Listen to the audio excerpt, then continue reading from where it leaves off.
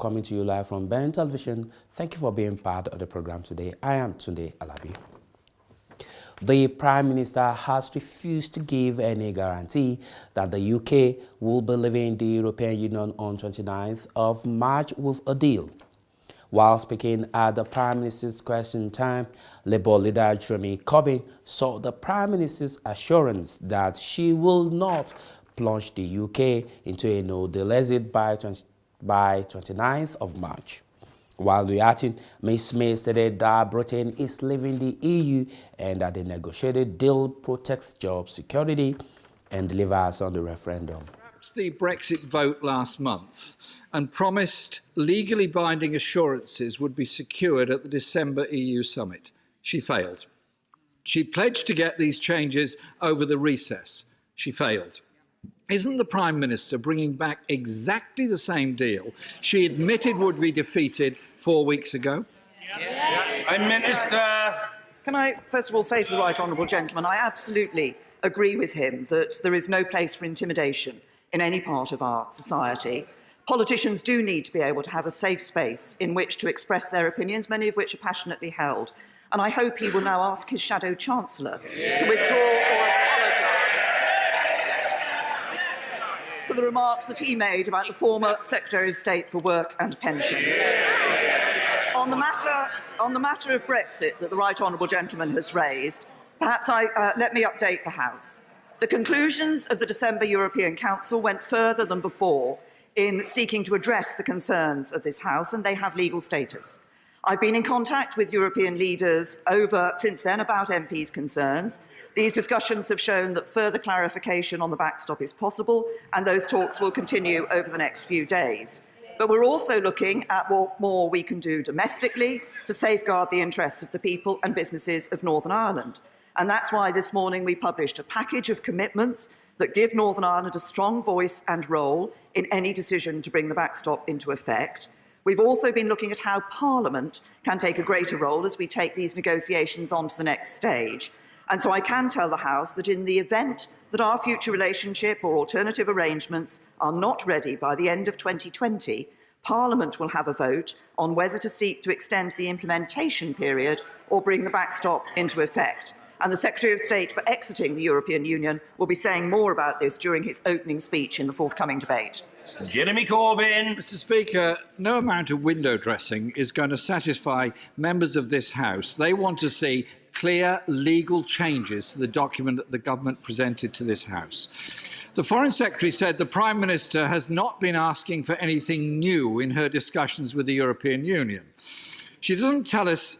So doesn't that tell us that the Prime Minister has been recklessly wasting time, holding the country to ransom with the threat of no deal in a desperate attempt to blackmail MPs to vote for her hopelessly unpopular deal? Prime Minister. The right honourable gentleman can say what he likes about no deal, but he opposes any deal that the government has negotiated with the European Union. He opposes the deal that the EU say is the only deal, and that leaves him with no deal.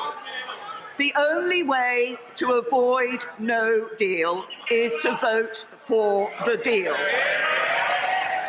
If the right honourable gentleman is uncertain about what I am saying, perhaps I can give him a tip. He might like to use a lip reader. The Prime Minister says that it's the only deal available. If that is the case, why wasn't it put to a vote on December the 11th in this House? Why has there been a delay of 5 weeks on this? The Prime Minister said she hopes to get written assurances before the vote next week. So can I ask the Prime Minister this? Will the changes she is looking for be made to the legally binding withdrawal agreement itself? Prime Minister. Can I say to the right honourable gentleman, as I have said earlier in my remarks, and I've said previously, there are three elements that we are looking at. One is the undertakings and assurances we are looking for from the European Union, and those will be available. We intend that those will be available to the House before the House votes at the end of this debate. We are also looking at what more we can do domestically. I've set out, the Secretary of State will be clearer and more detail will set out what we're going to do in relation to the powers for Northern Ireland and in relation to the question of the role of Parliament for the future. And we are looking to ensure that we can provide the assurance and confidence that this House needs in relation to the question that has been at the forefront of members' concerns in relation to the backstop. But we've put a good deal on the table. Yes, we are looking for those clarifications which I'm sure will ensure that members of this House know that the backstop need never be used, and that if it is used, it is only temporary. Jeremy Corbyn. Well, in the midst of that very long answer, I didn't hear the words legal changes to the document. That was what my question was, Mr. Speaker. The Environment Secretary has said no deal would damage the UK farming sector. The Foreign Secretary has said that no deal is not something any government would wish on its people. The 4.2 billion of public money is being wastefully allocated to no-deal planning. Will the Prime Minister listen to the clearly expressed will of the House last night, end this costly charade and rule out no deal? Prime Minister. I've made it clear to the right honourable gentleman that if he wants to avoid no deal, he has to back a deal and back the deal. But he stands there and complains about money being spent on no deal preparation. So today, on Wednesday, he's saying we shouldn't be spending money on no deal preparations. On Monday, he said no deal preparations were too little, too late. He can't have it both ways. Either we're doing too much or we're doing too little. So perhaps he can break his usual habit and actually give us a decision. Which is it? Corbyn. This is the first time since 1978 that a Prime Minister has been defeated in the Finance Bill in the House of Commons. Last night, the House made it clear in supporting the amendment in the name of my friend, the member for Normanton, Pontefract and Castleford, that no deal should be ruled out. That is the position of this House. The UK automotive industry has written to the Prime Minister in December asking her to take no deal option off the table or risk destroying this vital UK industry.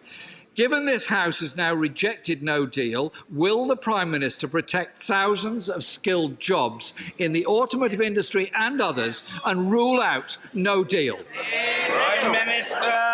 Can I say I recognise that the right honourable gentleman welcomed the leadership that the right honourable lady, the member from Normanton, had given on the issue that he's referred to. I just want to be clear that the amendment does not change the fact that the UK is leaving the European Union on the 29th of March, and nor does it stop the government from collecting tax. But he asks once again about the question of no deal and about protecting jobs. We have negotiated a deal with the European Union that protects jobs. We have negotiated a deal with the European Union that ensures what is raising concerns, he says, is the prospect of no deal. It is absolutely sensible for this government to prepare for no deal, and those preparations are even more important given the position taken by the right honourable gentleman, with an opposition front bench that is opposed to any deal that the government negotiates with the European Union. It's even more important that we prepare for no deal.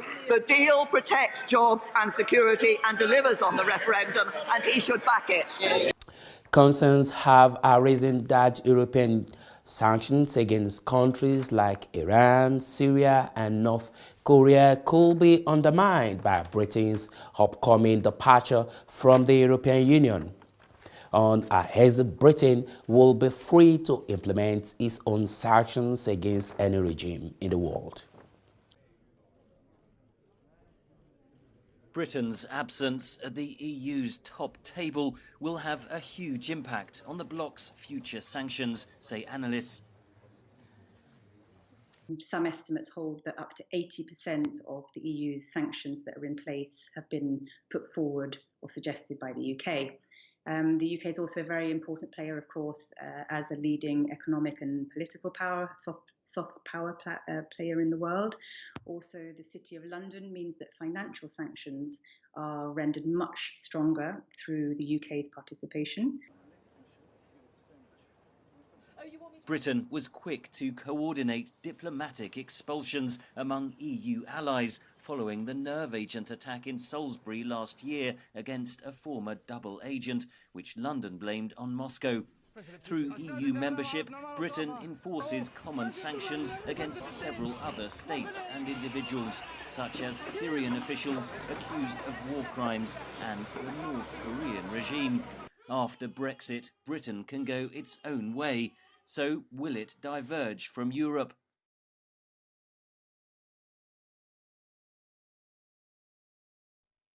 I wouldn't see this happening in the short term, especially because, again, both sides in the UK government have said that they're committed to EU sanctions, and they're also committed to projecting some political values that both UK and EU agree to.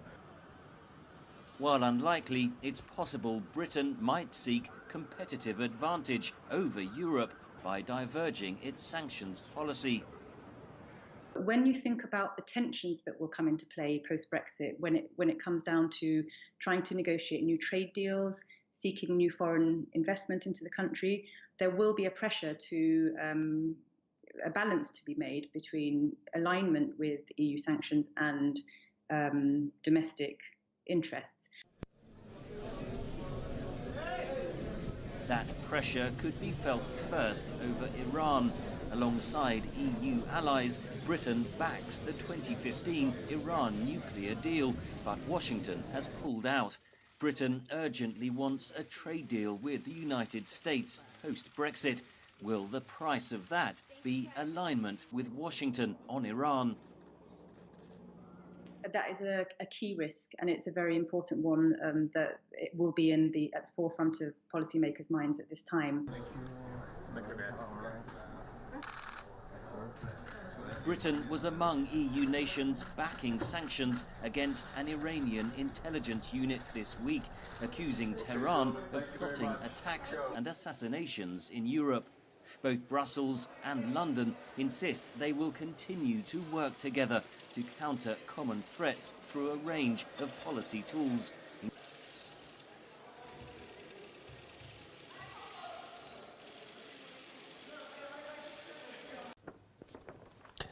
Now to the US President Donald Trump has accused the Democrats of refusing to provide the border agency with the necessary tools to secure the US border as the fight over the wall continues between the president and the Democrats-led Congress in the United States.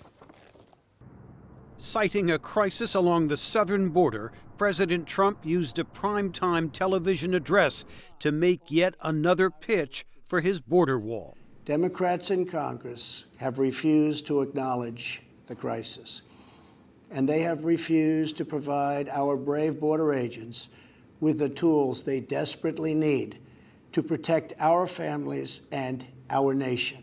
Democrats oppose the wall and believe Trump is holding the country hostage simply to deliver on his core campaign promise. Senate Democratic leader Chuck Schumer. Most presidents have used Oval Office addresses for noble purposes. This president just used the backdrop of the Oval Office to manufacture a crisis, stoke fear, and divert attention from the turmoil in his administration. The last 2 years, ICE officers made... Among those watching the president was Texas supporter Janeria Lewis. It was a plea. I saw a logical plea, and I support it. But those put out of work by the partial government shutdown are frustrated, including Mike Gazagian in Massachusetts. By essentially holding hostage our paychecks while, they fight amongst themselves over political issues is unfair. It's unfair to everybody.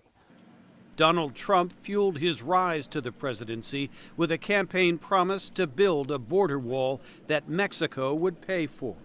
Trump is now under pressure from conservatives to follow through, says analyst Larry Sabato. Essentially, they said, if you don't push harder for your wall and you don't get billions of dollars to build it, then your base, and we represent that base, won't be there for you in 2020.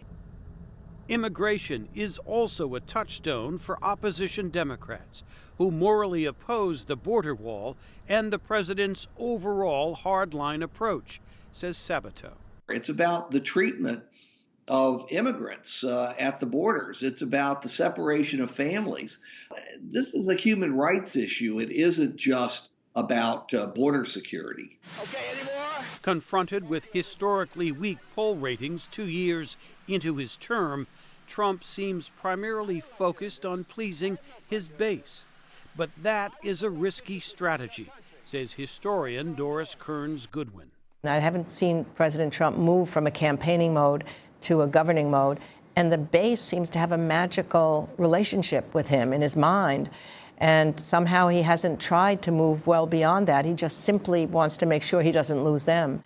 Trump believes his path to re-election lies along a border wall that has yet to become a reality. We can and we will. Democrats, including many of those preparing to run for president next year, seem equally determined to deny him a political victory just as the 2020 campaign is about to begin. Now, this news going to Africa. Somali fishermen have criticized Somali government for granting fishing licenses to Chinese vessels to exploit the open waters off its coast.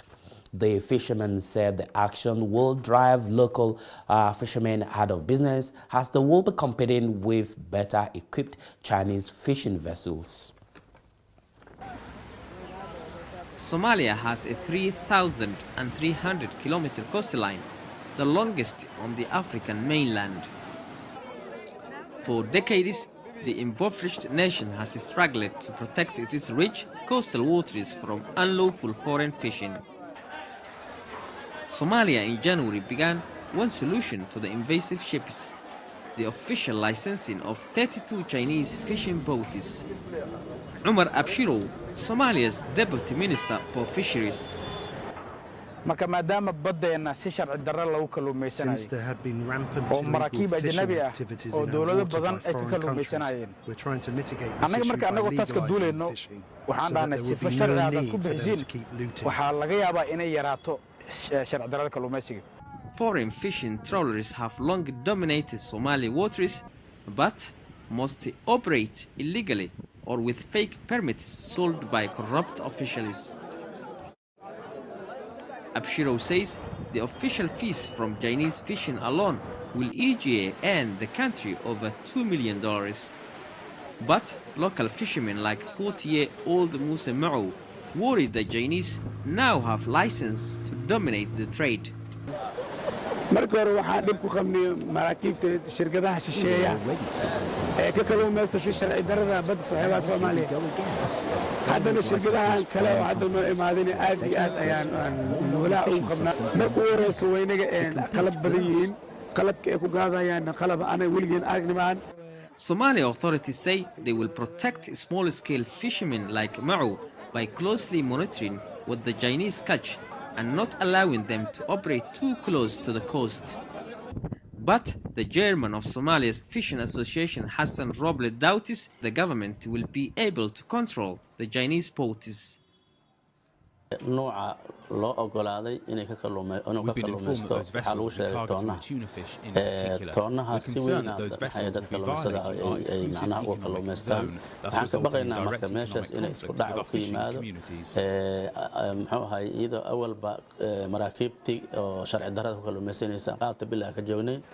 It was conflict with foreign fishing boats a decade ago that led some Somali fishermen to become pirates, hijacking ships for ransom. Piracy has since declined with foreign naval patrols and as ships added security. The newly permitted Chinese fishing boats are also expected to be armed. The meantime, child rights campaigners in Malawi are calling for an end to girls' initiation in rural Malawi. Campaigners said that the exercise entices young girls into early sex, marriage, and teenage pregnancy. Families send girls as young as 12 years old for initiation in rural Malawi. It's a kind of traditional cultural practice that marks a child's entry into adulthood.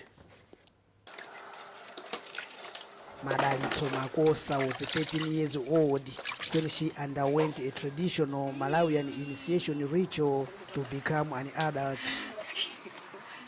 After the initiation ceremony, the counselors advised me to perform a kusasa fumbi, or removing the dust ritual, with a man of my choice. I chose to sleep with my former boyfriend, but unfortunately I became pregnant. Removing dust refers to a girl losing her virginity, often without proper protection, to become an adult. Those who become teenage mothers pay the price for this tradition. When I discovered that I was pregnant, I was devastated because I had to drop out of school. I'm now struggling to get support to take care of my baby. I wish I had continued with my education. In this initiation demonstration arranged for a reporter, counselors show how they prepare girls for marriage and for sex. I give them these lessons so that they will keep their man and prevent him from going out to look for other women. Because if he goes out and finds excitement in other women, he's likely to dump her.